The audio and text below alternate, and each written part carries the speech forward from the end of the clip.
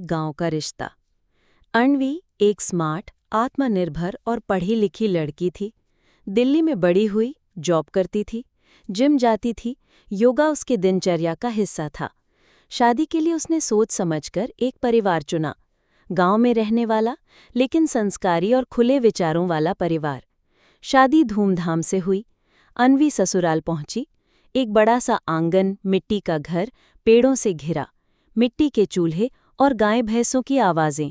पहली सुबह की शुरुआत। अन्वी सुबह 5 बजे उठती है, अपनी छत पर योगा करती है। नीचे आंगन में सासू माँ झाड़ू लगा रही हैं, गोबर से आंगन लीपा जा रहा है, दादी सास पापड़ सुखा रही हैं और चूल्हे पर पराठे सेके जा रही हैं। गांव की औरतें धीरे धीरे बातें करती हैं। नई बहू छत पर कसरत करती है, पर आंगन में झाड़ू तक नहीं लगाती। फोन से चिपकी रहती है, सास को काम करते देखती है लेकिन मदद नहीं करती। अन्वी सुनती है पर चुप रहती है। अन्वी को अकेलापन महसूस होने लगा। उसे लगता था कि सब उसे जज कर रहे हैं। वो ये सोचती रही कि क्या मैं बुरी बहू हूँ या मुझे खुद को बदलने की ज़रूरत है। एक रात सासू माँ से कहती है, माँ, मुझे सब काम आता है, पर आपके तरीके अलग हैं और मेरे अलग।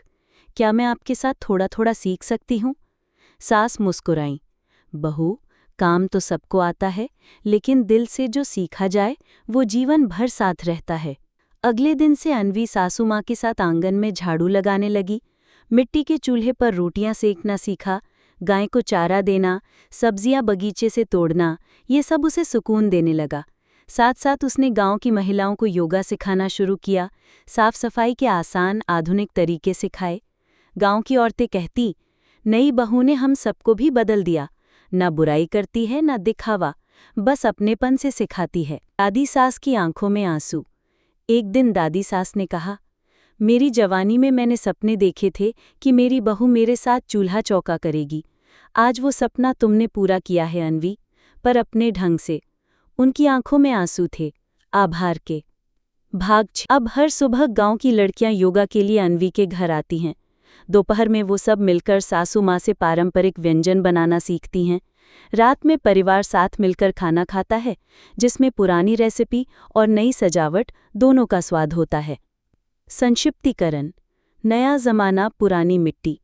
एक दिन अन्वी अपनी माँ को कॉल करती है, माँ, मुझे अब शहर की याद नहीं आती, यहाँ की मिट्टी में अपनापन है और अब मैं इसका हिस्सा बन गई हूँ। कहानी का संदेश, नई सोच और पुराने संस्कार जब एक दूसरे को अपनाते हैं तभी एक सशक्त परिवार बनता है। परिवर्तन बुरा नहीं होता अगर उसमें सम्मान और प्यार जुड़ा हो।